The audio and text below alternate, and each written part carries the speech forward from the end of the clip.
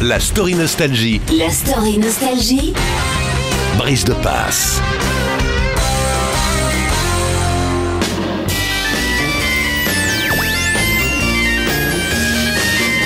Si la rébellion est un comportement répandu dans la jeunesse des années 60, l'autodestruction de Jim Morrison, elle, est moins banale. Ainsi, comment en arrive-t-il à inciter le public d'un de ses concerts à l'émeute? Probablement une réaction à l'éducation de son père. En effet, celui-ci pratiquait sur ses enfants la méthode militaire du savon.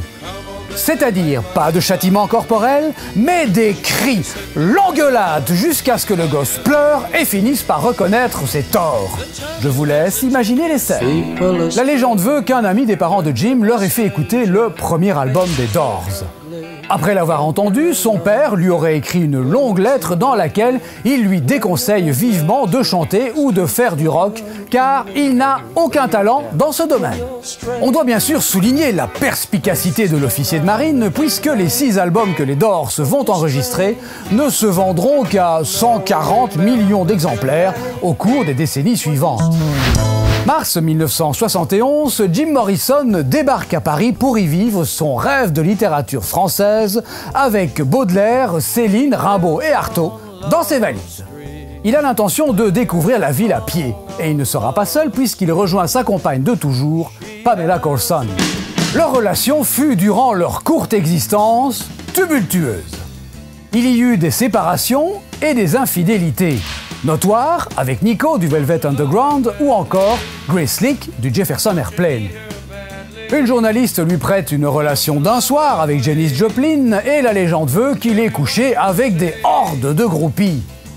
Ce que conteste le chanteur Alice Cooper qui lui témoigne de la fidélité de Jim à Pamela lorsqu'il était en tournée. Quoi qu'il en soit, ce séjour en couple à Paris se prolonge. Morrison veut prendre un nouveau départ et écrire de la poésie. Il veut oublier la violence et la folie de la jeunesse américaine, à commencer par la sienne. Brian Jones, Jimi Hendrix et Janis Joplin viennent de décéder à 27 ans. C'est son âge et il ne tient pas à être le prochain sur la liste. Et puis en plein été, une rumeur circule selon laquelle Jim Morrison serait mort. Aucune autopsie n'est pratiquée. Étonnant quand on connaît les antécédents junkies du jeune trépassé. Le diagnostic est arrêt cardiaque.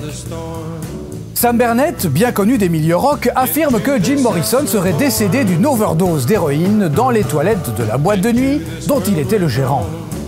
Et ce sont ses amis qui l'ont ramené chez lui pendant la nuit. Jim Morrison, une courte vie marquée par l'art, la rébellion, les excès et le rock'n'roll. De quoi bâtir une légende que de très belles sessions photos et de foutus bons albums vont entretenir. Jim Morrison est enterré au Père-Lachaise. Sa tombe est encore aujourd'hui une des plus visitées parmi toutes les personnalités qui hantent ce cimetière et surtout les fantasmes des adolescents.